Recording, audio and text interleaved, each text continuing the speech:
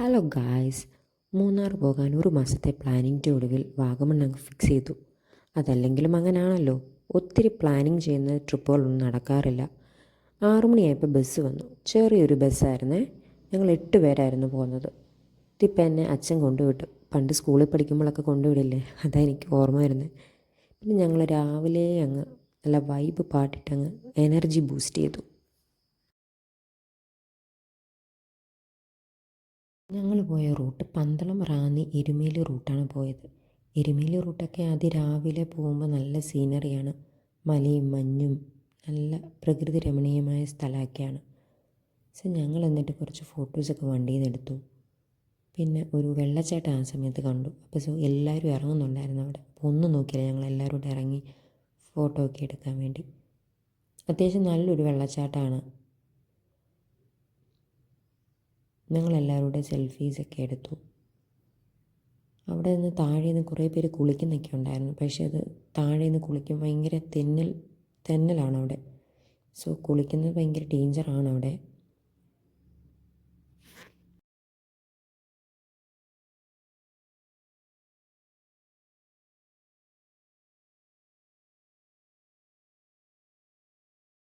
വെള്ളച്ചാട്ടം കണ്ടു കഴിഞ്ഞാൽ ഞങ്ങൾ പെട്ടെന്ന് ഇങ്ങ് കയറി.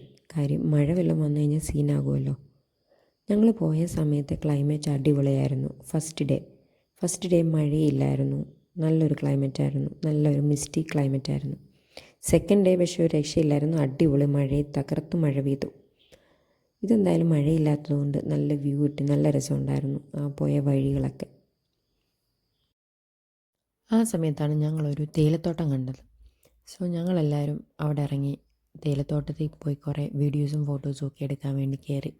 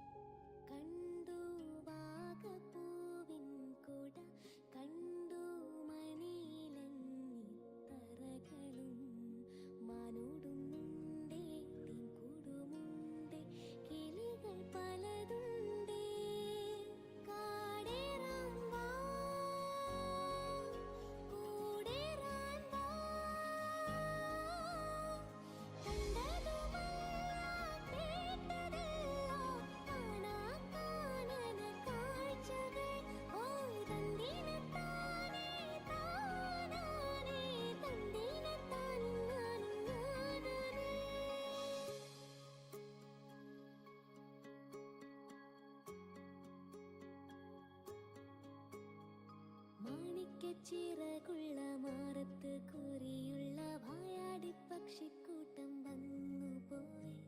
കാടുന്നു കാണാനായി കൂടുന്നു കൂട്ടാനായി ആകാശപ്പുഴ നീന്തി കുതിച്ചു പോയി. കണ്ടു മലനിര, ഓഹോ കണ്ടു താഴ്വര. ഈ കുരിശുമല കയറുമ്പോൾ നമുക്ക് ഭയങ്കര ഒരു എനർജിയാണ് ഗൈസ്. ഓരോ സീക്വൻസസ് മലകൾ ചവിട്ടുമ്പോൾ നമുക്ക് ക്ഷീണമുണ്ട്. ബട്ട് എന്നാലും നമുക്കത് കയറി ഏറ്റവും ടോപ്പിലെത്താനൊരു നമുക്കൊരു ഭയങ്കര ഒരു എനർജി കിട്ടും നമുക്ക്. അതുമല്ല അങ്ങ് ടോപ്പിലെത്തുമ്പോൾ നമുക്ക് ആ ഫുൾ താഴെയുള്ള എല്ലാം നമുക്ക് കോട്ടയം ഏരിയ മൊത്തം നമുക്ക് കാണാം. ഫുൾ വൈബായിരുന്നു. എനിക്ക് ഭയങ്കരമായിട്ട് ഇഷ്ടപ്പെട്ടു ആ ഒരു ടോപ്പ് എന്ന് പറയുന്നത്. അത് കഴിഞ്ഞ് ഞങ്ങളങ്ങ് ഞങ്ങളുടെ റൂമിലേക്ക് പോയി.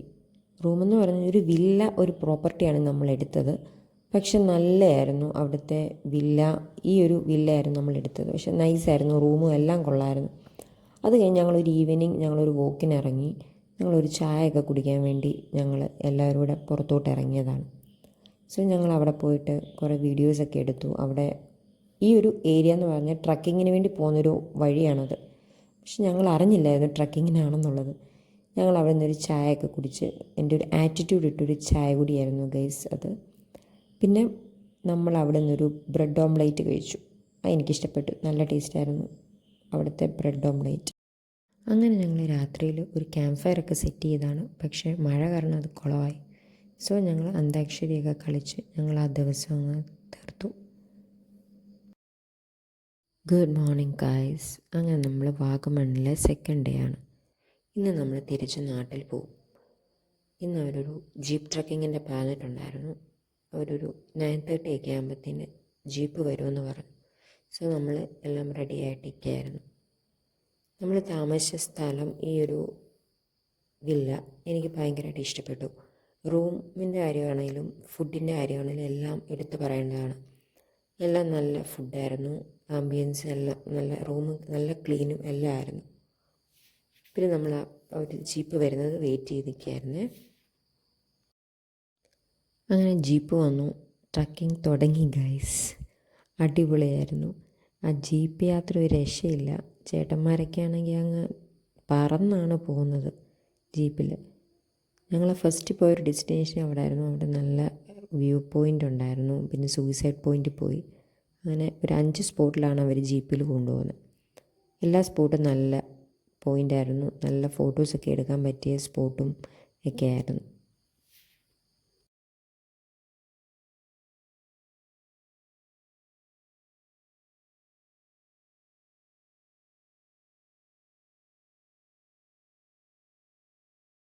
ഞങ്ങൾ പോയത് വീക്കെൻഡ്സിലായതുകൊണ്ടാണെന്നറിയില്ല, അത്യാവശ്യം നല്ല തിരക്കുണ്ടായിരുന്നു എല്ലാ സ്പോട്ടിലും. ഫാമിലിയായിട്ടും ഫ്രണ്ട്സുമായിട്ടും എല്ലാവരും വന്ന് എൻജോയ് ചെയ്യുന്നുണ്ടായിരുന്നു.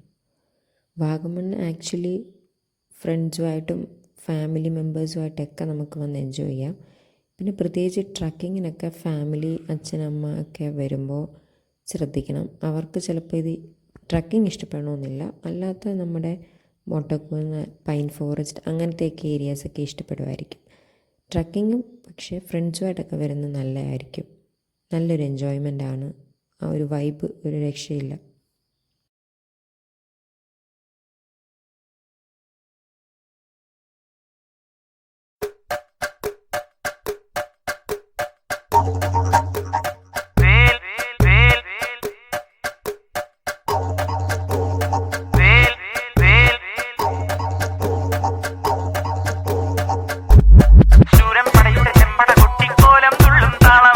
വീരൻ പടയുടെ വൻമുടി ഏറ്റി കൊട്ടിക്കേറും താളം. ഇത് മുള്ളൻ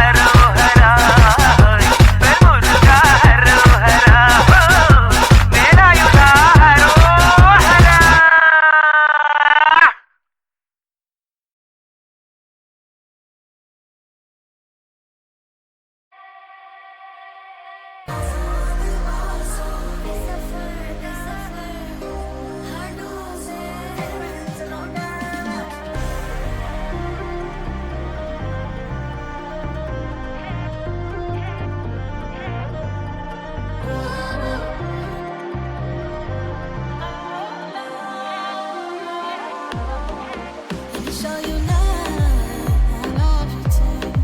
Stay by my side even when the world is giving in. चलना भी है बदलना भी है इसमें तो डलना भी है मैं जीना है तेरा